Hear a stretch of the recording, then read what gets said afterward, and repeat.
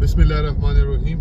इस वक्त हम जा रहे हैं मर्दान, और मर्दान से हमारे साथ एक भाई ने रब्ता किया और उसने हमें कहा कि एक आदमी है जो नशा करता था और 2 साल से उसके वालिद ने उसे बंद किया हुआ है घर में, और उसके नाखून भी बड़े हुए हैं, उसके बाल भी बड़े हुए हैं और उस आदमी के बच्चे भी हैं।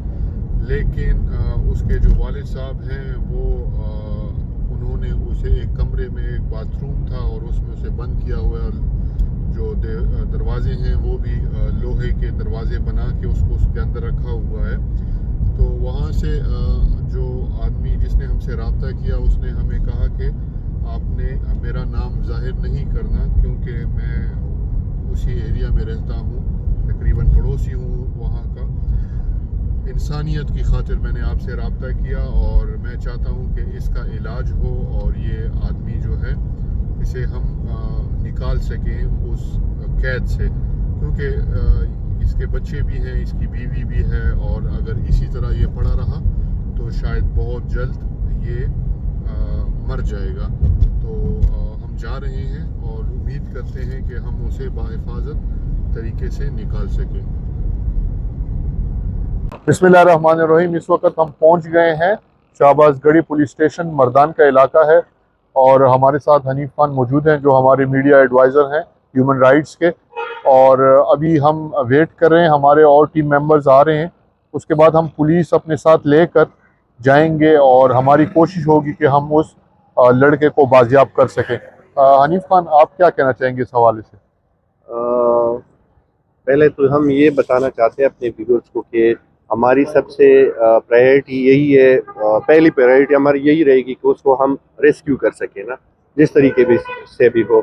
लेकिन जिस तरह आपको पुख्तून रिवायात का पता है कि पुख्तून जल्दी पॉजेसिव हो जाते हैं और ज़्यादातर गुस्से में आ जाते हैं। तो इसलिए हमारी टैक्टिक्स यही रहेगी कि हमें उनकी फैमिली से पहले हम जरगे की हैसियत से बात करें, ताकि उनको हम कन्विंस कर सके कि इसके इलाज के लिए हमें इसे ले जाना पड़ेगा रिहेबिलिटेशन सेंटर। लेकिन परेशानी की बात यह है कि पिछले 2 साल से ये घर में बंद पड़ा हुआ है, पिछले 2 साल से, जिस तरह हमने सुना है। अभी आगे देखते हैं कि हकीकत क्या है, उसके सदेबाब में हमें क्या करना पड़ेगा।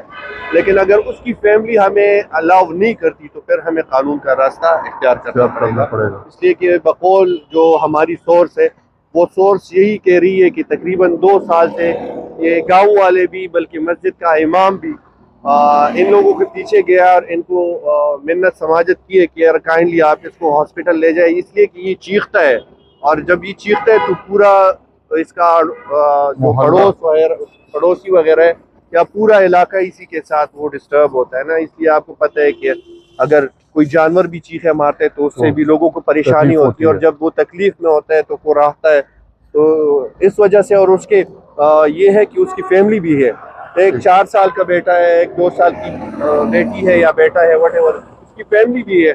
और ये इसके बारे में लोग यही कह रहे हैं कि ये पहले वेल सेटल्ड था, सऊदीया में काम किया करता था, लेकिन जब से पाकिस्तान आया तो इस लानत में पड़ गया।